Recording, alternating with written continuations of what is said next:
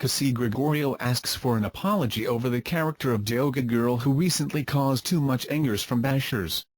Dyoga girl Kaysee Gregorio, a social media artist based in the USA, had asked for an apology on Facebook over the character of Dyoga girl who recently caused too much anger from bashers for her daring cover of the crazy tune song Pen Pineapple Apple Pen. According to her, she is signing off as Dyoga girl and will return with completely and decent image on social media followers. Kaysee also asked apologies to everyone whom she might have insulted with what she has been doing to entertain netizens on Facebook. She described herself as Kinain Ng Sistema for forgetting her social responsibility, that she is only thinking on likes, shares, and followers. Invite you to watch the video. PSG member and former security of Lima confirmed video scandal and affair. Lima's ex-security aide attests to Lima and Dian's affair during the resumption of the House Justice Committee's probe regarding the drug trade inside the new Bilibid prison. Lima and Dian were so close to each other that the latter regularly stayed over at the senator's house, and they even slept in one room during their out-of-town trips, he said. Jonel Sanchez, Presidential Security Group, PSG, member confirmed the alleged relationship between Lima and Dian, which is believed to be related to Bilibid's illegal trade of drugs. In his affidavit, he also claimed that Lima always bought Dian personal needs such as liquor and cigarettes regularly. Invite you to watch the video. Can't let this pass. Gordon to file complaint against Lima's walkout. Following the dramatic walkout of Senator Lima in the recent Senate hearing on extrajudicial killings after Senator Gordon accused her of material concealment, Gordon is now planning to file an ethics complaint for Lima's alleged unparliamentary remarks and conduct. It can be recalled that Gordon started the accusation upon learning that Edgar Matabato has a kidnapping case going on, which he said was concealed by Matabato and Lima, who presented him during the previous Senate hearings. However, it was later proven that Matabato indeed stated that he was charged of kidnapping during his first appearance on the Senate. But Gordon, being the new chair of the Senate Committee on Justice and Human Rights, still mulls over what happened and said, "There are unparliamentary remarks made outside the session hall, made within the session hall, walking out of a committee, and then saying bad things about the committee is unparliamentary on my book. I can't let it pass," because he added. And here's another point, the Senate's reputation has been sullied. You invite all these people, you make them wait 13 hours. But when asked if he would still pursue the complaint should Lima apologize, he answered, "Nasa sa kanila yun. I would not tell anybody how to behave. Sorry is an act of concession. I don't want harm to fall upon anybody. I want a happy Senate." Meanwhile, Lima already extended her apologies for walking out of the Senate. However, she vehemently denied the accusation of material concealment. Invite you to watch the video. Over 100K of expired donations wasted by DSWD. Read here.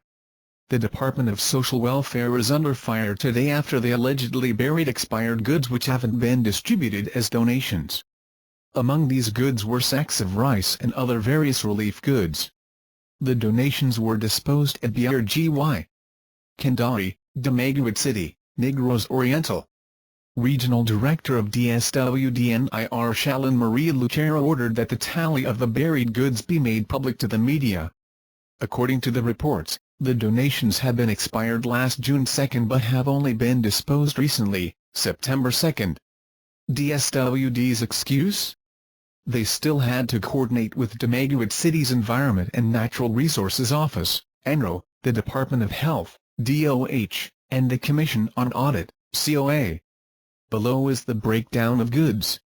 821 kilos of rice, 20,525 Philippine pesos, 4,186 cans of sardines, 42,697.20 Philippine pesos, 22,310 pieces of 3-inch-1 coffee 20-gram packs, worth 100,395.00 Philippine pesos, 484 cans of beef loaf, 7,139.00 Philippine pesos, 45 PCS of instant noodles 55 G packs, 225 Philippine pesos.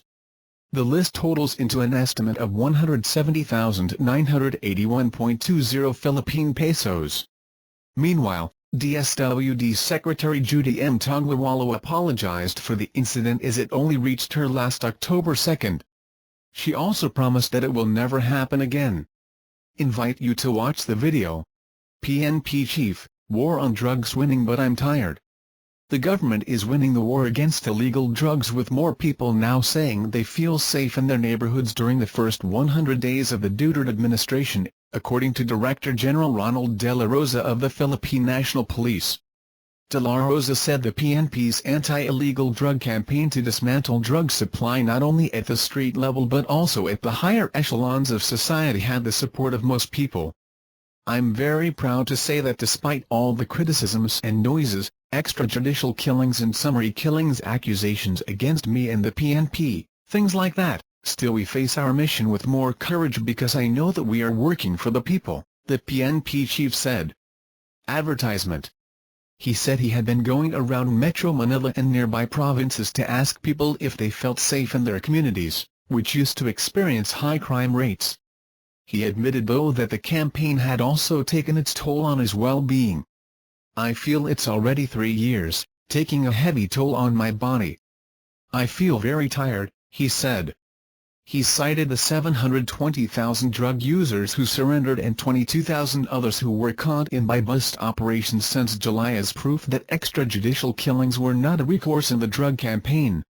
When you hit drugs, when you neutralize the drug problems, it follows the criminality rates will go down. So, you are hitting two birds in one stone, he said. De La Rosa said he was pleased that President Duterte had tapped the Armed Forces of the Philippines, the National Bureau of Investigation and the Philippine Drug Enforcement Agency in the PNP's anti-drug efforts, particularly in the countryside. That's how big the anti-drug operation is. It's nationwide. So what do you expect? This is war. So there will be fatalities, he said. De La Rosa said there would be casualties in the war on drugs, although the number of those killed should not be the only gauge for its success. To a certain degree, we have achieved our objective to give our people safe communities. Criticisms, it's part of the game. You cannot satisfy everyone. You cannot win them all, he said. Invite you to watch the video. Visa-free travel eyed for Chinese tourists. In yet another move to repair strained relations with Beijing, President Duterte is ready to offer visa-free travel to Chinese tourists when he embarks on a 3-day state visit to China on October 18 to 21. The president disclosed to the Star that he will visit Brunei Darussalam on October 16 to 18, then Tokyo and Moscow, Russia later this year. Former President Fidel Ramos is included in the official delegation to China. Duterte earlier designated Ramos as special envoy to help rekindle bilateral relations between the two countries in the aftermath of the Hague-based Permanent Court of Arbitration's ruling in favor of the Philippines' claims over its exclusive economic zone in South China Sea. The Philippine leader has repeatedly declared he will not go beyond the arbitral court's ruling in his discussions with Chinese President Xi Jinping when they hold bilateral talks in Beijing. Visa-free privileges are currently given by the Philippine government to travelers from about 50 countries that include member states of the Association of Southeast Asian Nations, ASEAN, as well as island states across the globe. A visa waiver entitles visitors to come to the Philippines and stay from 14 days to a maximum of 150 days. Such a visa waiver, however, must be on a reciprocal basis.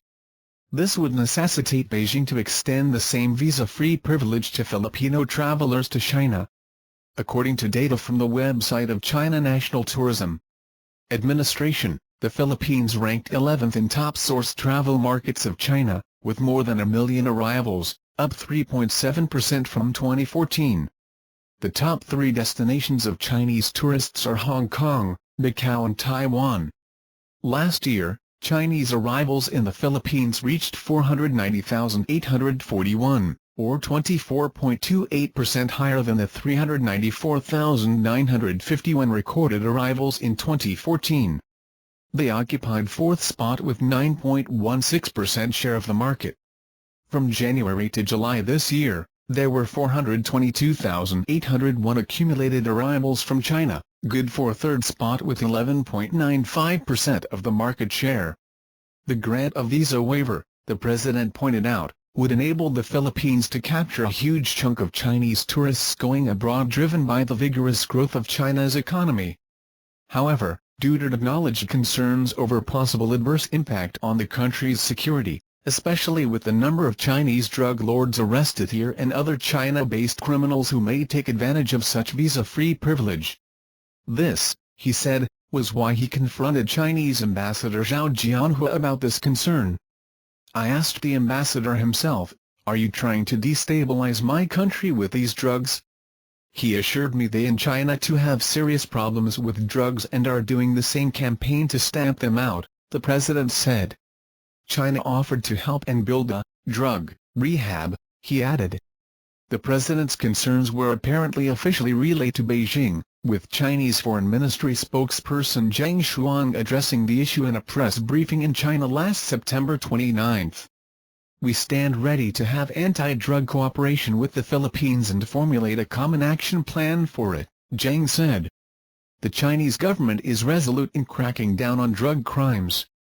With clearly defined policies and notable achievements, China is a staunch force in the international endeavor against drug crimes.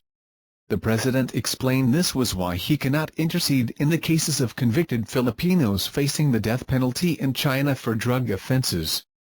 It's the same thing in the case of Mary Jane Veloso when I told Indonesian President Widodo I would not interfere in your country's laws, Duterte said.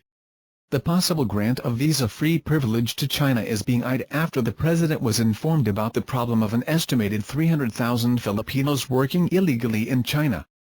As this developed, President Duterte welcomed the acceptance of veteran journalist and China expert Santiago Chito Sta. Romana, former CNN bureau chief in Beijing, to become the new Philippine ambassador to China. Sta. Romana previously worked as Beijing bureau chief of ABC News. The president also signed the reappointment papers of Carlos Chan as Philippine Special Envoy to China. This will be the third term for Chan, chairman emeritus of the Oishi group of companies that has several manufacturing factories all over China. The president's state visit to China comes after his visit to Vietnam last September 28. His first trip abroad as head of state was to Laos on September 5 when he formally accepted the ASEAN chairmanship for the next Leaders Summit to be hosted by Manila next year. From Laos, he proceeded to Indonesia for a state visit on September 8. Thank you for watching videos. You remember the likes and comments below. Thanks.